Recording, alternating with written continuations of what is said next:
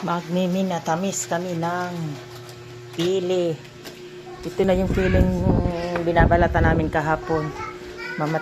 Mamatamisin namin yung birilog. Bilog. Matamis yan. Itong sirbangan tigkali. Birilog. Ano lang doon? Bisi-bisihan. Ilabas mo si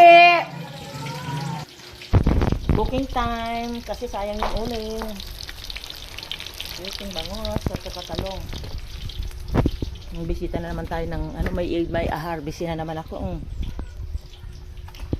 Mayroon na naman akong harvestin. Ganda ng aking garden.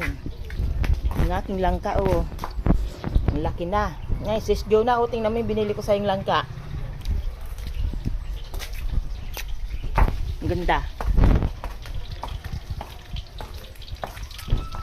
Luto time. Pritong talong at pritong bangus for lunch.